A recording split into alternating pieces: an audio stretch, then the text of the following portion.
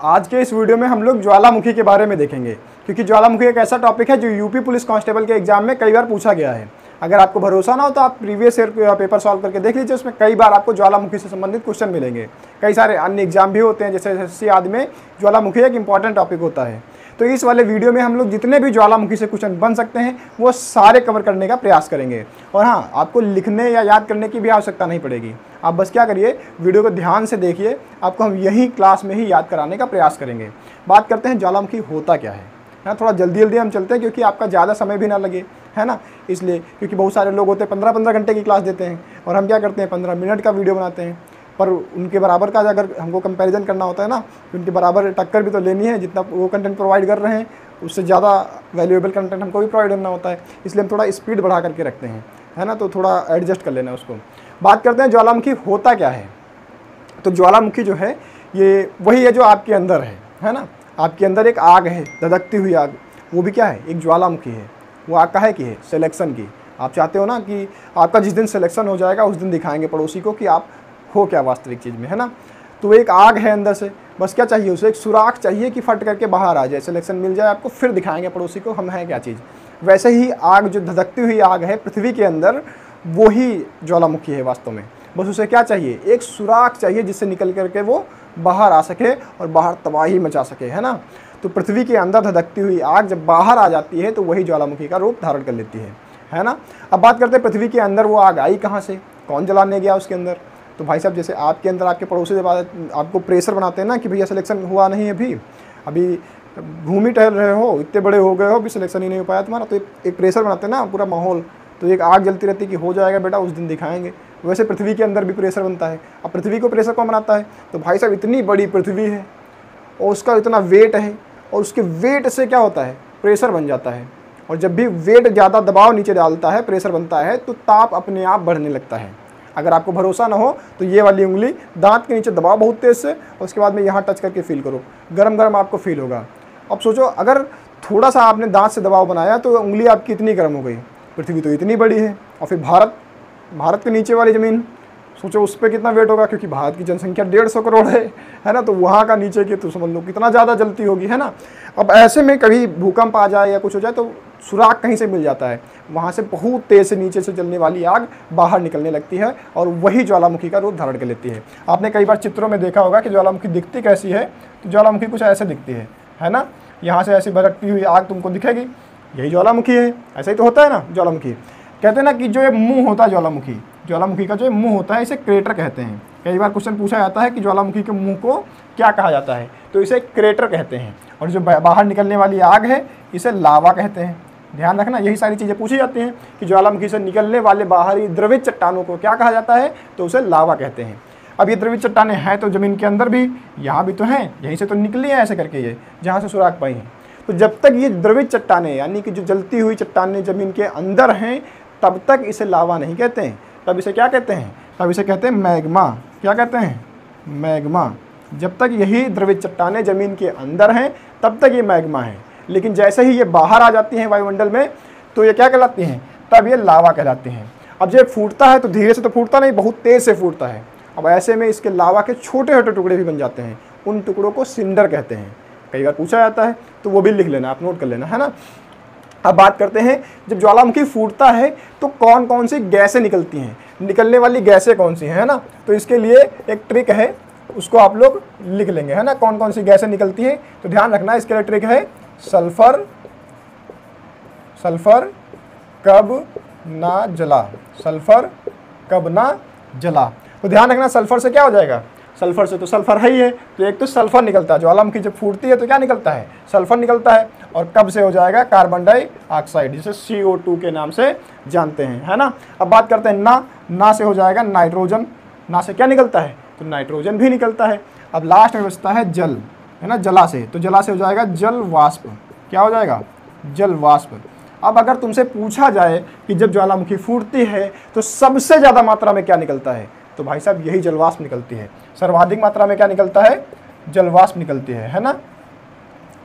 अब अगर बात करें सब जलवाष्प मतलब धुएं धुएं जैसा है ना, पानी का जो वाष्पित हो जाता है उसे जलवाष्प कहते हैं। एकदम धुआं धुआं जैसा माहौल हो जाता है। बात करें कितनी मात्रा में जलवाष्प मिलेगी, तो उसकी मात्रा होती है लगभग 80 से 90% तक जलवाष्प होता है। जो भी निकलता है ज्वालामुखी फूटने से उसका 80 से 90% अकेला जलवाष्प ही होता है।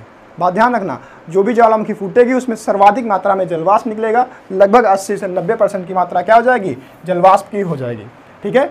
अब तुमने सुना होगा बहुत सारी चीज़ें कि ज्वालामुखी कई प्रकार के होते हैं। एक होता है शांत ज्वालामुखी होते हैं, इसे सुषुप्त कहते हैं। क्या कहते हैं, सुषुप्त ज्वालामुखी, है ना। इसे क्या कहते हैं, शांत ज्वालामुखी, इसे सुषुप्त या शांत कहते हैं, है ना। एक होती है प्रसुप्त होती है, इसे क्या कहते हैं, प्रसुप्त कहते हैं। ये कभी कभी फूटती है ना। और एक होती है जागृत, ये क्या होती है, जागृत ज्वालामुखी। 3 प्रकार की ज्वालामुखी होती हैं। एक क्या होती है, एकदम बिल्कुल भी शांत है, उसे फूटने की कोई भी गुंजाइश नहीं होती है, लगभग वो नहीं फूटेगी, है ना। एक होती है प्रसुप्त होती है, जो कभी भी भड़क सकती है, तुम्हारे जैसे, है ना। कभी भी सिलेक्शन लेके आ सकते हो, पड़ोसियों को जला सकते हो, है ना। तो वो प्रसुप्त होती है। एक होती है जागृत, जो हमेशा एक्टिव मोड में ही रहती है, हमेशा फूटती रहती है समय समय पे। अब बात आती है वो कौन कौन सी ज्वालामुखी हैं जो जागृत हैं, क्योंकि क्वेश्चन ऐसे ही पूछे जाते हैं, कौन सी ज्वालामुखी जागृत है या ये ज्वालामुखी कहाँ पाई जाती है, ऐसे क्वेश्चन आते हैं। तो अभी ये हम इरेज करेंगे। अब इरेज तुम्हारे सामने नहीं करेंगे क्योंकि तुम्हारा टाइम ज़्यादा जाएगा, इसलिए हम इसको इरेज करेंगे, फिर नेक्स्ट स्लाइड में इसको दिखाएंगे। सबसे पहले हम लोग देख लेते हैं जागृत ज्वालामुखी के बारे में। सुषुप्त और प्रसुप्त बाद में देख लेंगे, है ना, क्योंकि जागे हुए लोगों को ज़्यादा सहारा रहता है। तो जागृत ज्वालामुखी हम लोग सबसे पहले देख लेते हैं। जो एक्टिव वल्केनो होती है ना, कहते हैं ना, जो जलती हुई हमेशा जलती हुई रहती हैं, उनको पहले देख लेते हैं। तो इसके लिए भी एक ट्रिक है, हमने कहा था ना सब कुछ यही याद करा देंगे, बाद में आपको रटने की कोई आवश्यकता नहीं पड़ेगी अगर आपने ध्यान से वीडियो को देख लिया है तो, है ना। इसकी ट्रिक है मोना से, थोड़ा वाहियात है ट्रिक, है ना, हंसना नहीं तुम लोग, किसी को सुनाना भी नहीं। मोना से कोई ऐस करे, ठीक है। वाहियात ट्रिक है, मेरे को भी पता है, तुमको भी पता है ना। मोना से ध्यान रखना, इससे हो जाएगा मोना लोआ। क्या हो जाएगा, मोना लोआ। इससे क्या हो जाएगा, मोना लोआ। मोना लोआ एक ज्वालामुखी है, जो कैसा ज्वालामुखी है, जागृत ज्वालामुखी है, क्योंकि ये कैसी है तुम्हारी ट्रिक, जागृत ज्वालामुखी की ट्रिक है। तो ध्यान रखना, मोना क्या हो जाएगी, एक जागृत ज्वालामुखी हो जाएगी, जो कहाँ मिलेगी तुमको, ये हवाई द्वीप पे है। कहाँ पे है, ये तुमको मिलेगी हवाई द्वीप पे। हवाई द्वीप तुमको मिलेगा, ध्यान रखना, जो प्रशांत महासागर है ना उसमें देखना, और प्रशांत महासागर जापान के पूर्व वाला नहीं, अमेरिका के पश्चिम वाला देखना, है ना। क्योंकि 2 टुकड़ों में तुमको दिखेगा, मैप में है फिलहाल एक ही टुकड़े में, लेकिन मैप में तुमको दिखेगा, जो तुम्हारे पास मैप है उसमें, है ना। तो अमेरिका के पश्चिम में देखना, वहाँ पे एक द्वीप दिखेगा, वो हवाई द्वीप है। और ये द्वीप भी अमेरिका के कब्जे में ही है ना। ये द्वीप किसका है, अमेरिका का है। तो अमेरिका के हवाई द्वीप पर मोना लोआ ज्वालामुखी है। और ये कैसा है, ये एक जागृत ज्वालामुखी है। यहीं पे एक और ज्वालामुखी है, इसका नाम है किलायू। क्या नाम है, किलायू। कहाँ पे, यही हवाई द्वीप पे है किलायू ज्वालामुखी। और ये सर्वाधिक जागृत है ना। सबसे अधिक जागृत ज्वालामुखी की अगर बात करें तो कौन सा हो जाएगा, तो किलायू हो जाएगा, जो इस ट्रिक में नहीं है, इसलिए मैंने तुमको अलग से बता दिया। ध्यान रखना, सबसे ज़्यादा जागृत ज्वालामुखी कौन सा है, सबसे एक्टिव है किलायू, और वो भी कहाँ है, इसी हवाई द्वीप पे है जहाँ पे मोना लोआ है ना। अब बात करते हैं से की, तो से हो जाएगा सेमेरू। से क्या होगा, सेमेरू, है ना। अब तुमको पता है सेमेरू कहाँ है, तो सेमेरू इंडोनेशिया में है ना। इंडोनेशिया सबको पता होगा। इंडोनेशिया को बता सकता है कहाँ पे है इंडोनेशिया, अगर कोई लोग गए होगे वहाँ, क्या कहते हैं, सिंगापुर। तो सिंगापुर से जस्ट नीचे आओगे तो तुमको वहाँ पे क्या मिलेगा, वहाँ पे सिंगापुर के नीचे मिलेगा इंडोनेशिया। इंडोनेशिया की तुमको पता होना चाहिए कि अभी इसकी राजधानी परिवर्तित हो गई है। जिसको इसको पता हो कि इंडोनेशिया की नई बनी राजधानी क्या है, वो लोग कमेंट बॉक्स में करें, है ना, बताते रहना। तो सेमेरू कहाँ हो जाएगा, इंडोनेशिया में। को से हो जाएगा कोटोपैक्सी। क्या हो जाएगा, कोटोपैक्सी, है ना। और कोटोपैक्सी कहाँ है, यह है इक्वाडोर में। कहाँ है, कोटोपैक्सी इक्वाडोर में है। और बात करें सबसे ऊंचा जागृत ज्वालामुखी कौन सा है, तो भाई यही चीज़ है ना। ये क्या हो जाएगा, सबसे ऊंचा जागृत ज्वालामुखी कौन सा है, तो यही है, कौन सा, कोटोपैक्सी। कोटोपैक्सी कहाँ मिलेगा तुमको, इक्वाडोर में मिलेगा। और इक्वाडोर कहाँ है, तो दक्षिणी अमेरिका महाद्वीप पे ऊपर तुमको साइड में दिखेगा एक देश है जिसका नाम है कोटोपैक्सी, है ना। अब ई की बात करें तो ई से होता है इरेक्स, यहाँ लिख दें, ई से होता है इरेक्स। इरेक्स तुमने नाम नहीं सुना होगा, लेकिन ये जरूर नाम सुना होगा, माउंट एटना, नहीं mount Elbrus, sorry mount Elbrus, mount Elbrus का नाम सुना है? हाँ, तो वही है ये। माउंट एल्ब्रूस कहाँ है तुमको पता होगा। माउंट एल्ब्रूस कहाँ है? तो ये अंटार्कटिका पे है। कहाँ पे है? अंटार्कटिका पे। माउंट एल्ब्रूस कहाँ है? अंटार्कटिका पे, है ना। ध्यान रखना, ये इसे इरेक्स भी कहते हैं या माउंट एल्ब्रूस कहते हैं, और ये अंटार्कटिका पे तुमको मिलेगा, है ना। तो ई से इरेक्स हो गया। ए से हो जाएगा एटना। ए से क्या हो जाएगा? एटना। और सा से हो जाएगा स्ट्राम्बोली। सा से क्या हो जाएगा? स्ट्राम्बोली, है ना। तुमको पता है ये दोनों के दोनों ज्वालामुखी कहाँ हैं? ये दोनों के दोनों ज्वालामुखी इटली में है ना। वही इटली जहाँ राहुल गांधी का ननिहाल है ना। ध्यान रखना, एटना कहाँ है? वो भी इटली में है। और स्ट्राम्बोली कहाँ है? वो भी इटली में है। लेकिन बात करें ये स्ट्राम्बोली, इसके बारे में अलग से पूछ जाता है कि ये किस द्वीप पे है। तो ध्यान रखना, स्ट्राम्बोली सिसिली द्वीप पे है। कहाँ पे है? सिसिली द्वीप पे। कहाँ पे है? स्ट्राम्बोली सिसिली द्वीप पे है। और सिसिली द्वीप कहाँ है? ये इटली में है। सिसिली द्वीप कहाँ पे है? ये इटली में है। और यहीं पे ज्वालामुखी पाया जाता है, इसका नाम है स्ट्राम्बोली। और इसी स्ट्राम्बोली ज्वालामुखी को कहते हैं भूमध्य सागर का प्रकाश स्तंभ। क्या कहते हैं? भूमध्य सागर का प्रकाश स्तंभ। तो रात में जो पानी वाले जहाज भूमध्य सागर से होते हुए निकलते हैं तो उनको दिशा दिखाने का ये काम करता है, क्योंकि ये हमेशा जलता रहता है। तुमको पता है ना कि ये जागृत ज्वालामुखी है और ये हमेशा फूटता ही रहता है, तो इससे प्रकाश निकलता है एकदम से, है ना। जो आग निकलेगी तो प्रकाश भी निकलेगा, तो इससे डायरेक्शन का उनको थोड़ा आइडिया हो जाता है। इसीलिए इसको कहते हैं भूमध्य सागर का प्रकाश स्तंभ, है ना। तो यहाँ से जागृत ज्वालामुखी सारे कवर हो जाएंगे। मोना से कोई ऐसे टॉपिक है ना, अपने कर लेंगे ट्रिक से, ठीक है। अब हम लोग देखते हैं प्रसुप्त ज्वालामुखी के बारे में। प्रसुप्त ज्वालामुखी के लिए ट्रिक है, ध्यान रखना। प्रसुप्त ज्वालामुखी के लिए ट्रिक है क्या? प्रसुप्त ज्वालामुखी जो है उनके लिए ट्रिक है बम, फ्यूज हो गया काका। क्या हो गया? बम, फ्यूज हो गया काका, है ना। तो ये ट्रिक है हमारी। इससे हम लोग याद रखेंगे कि जितने भी प्रसुप्त ज्वालामुखी हैं वो कौन कौन से हैं दुनिया भर में, है ना, जो इंपॉर्टेंट है। बा से ध्यान रखना है, बा को वा कर लो तो वा से हो जाएगा विसुवियस। क्या हो जाएगा? विसुवियस। तो ध्यान रखना, एक प्रसुप्त ज्वालामुखी हो जाएगा विसुवियस, इसका नाम है। और ये कहाँ पाया जाता है? तो ये इटली में पाया जाता है। विसुवियस ज्वालामुखी कहाँ है? इटली में है। विसुवियस ज्वालामुखी इटली में पाया जाता है और ये एक प्रसुप्त ज्वालामुखी है ना। फ्यूज हो गया तो इसे ध्यान रखोगे, फ्यूज हो गया तो फटेगा नहीं, लेकिन फ्यूज बम कभी भी फट सकता है ना। उसके पास जाओ देखने, वो अचानक से फट जाए, है ना। तो ऐसा होता है फ्यूज जला, है ना। तो प्रसुप्त वाले भी ऐसे होते हैं, कभी भी फट जाए कोई भरोसा नहीं है। नहीं फट रहे तो नहीं फट रहे, है ना। माँ से ध्यान रखना, माँ से हो जाएगा मेयाना। मेयाना, मेयाना कहाँ है? तो ये फिलीपींस में है। कहाँ है? फिलीपींस में है ना। ध्यान रखना, फिलीपींस में एडीबी का मुख्यालय भी है ना। एडीबी का मुख्यालय क्या है? एशियन डेवलपमेंट बैंक, उसका मुख्यालय इसी फिलीपींस में है। अभी अगर किसी को पता हो, करंट अफेयर का क्वेश्चन है, बताना कि भारत ने फिलीपींस को कौन सा हथियार दिया है ना। फ्यूज से ध्यान रखना, फ्यूज से हो जाएगा फ्यूजियामा। फ्यूजियामा, फ्यूज से क्या हो जाएगा? फ्यूज से हो जाएगा फ्यूजियामा। और ये बहुत ही फेमस है, सबको पता होता है कि फ्यूजियामा कहाँ पे है। तो ये जापान में है। फ्यूजियामा कहाँ पे है? जापान में है। बड़ा पीड़ित देश है बेचारा, है ना। हर समय कहीं ज्वालामुखी फूट जाता है, कहीं भूकंप आ जाता है, कहीं सुनामी आ जाती है, तो पीड़ित है ना। हो गया, कोई काम ही नहीं है। काका का काम है। काका से हो जाएगा क्राकाटोआ। क्राकाटोआ, क्राकाटोआ से क्या हो जाएगा? ये काका से हो जाएगा क्राकाटोआ ज्वालामुखी। और ये ज्वालामुखी तुमको इंडोनेशिया में देखने को मिलेगा। ये कहाँ मिलेगा? इंडोनेशिया में, है ना। अभी मैंने तुमको थोड़ी देर पहले बताया था कौन सा ज्वालामुखी? सेमेरू। और सेमेरू क्या है? वो एक जागृत ज्वालामुखी है जो इंडोनेशिया में पाया जाता है। और क्राकाटोआ क्या है? क्राकाटोआ एक ऐसा ज्वालामुखी है जो प्रसुप्त है। ये कभी भी फट सकता है, कोई पक्का नहीं कब फटेगा, लेकिन वर्तमान में देखने में कैसा लगेगा? जैसे ये शांत। तो अगली बारी है शांत ज्वालामुखी की, है ना।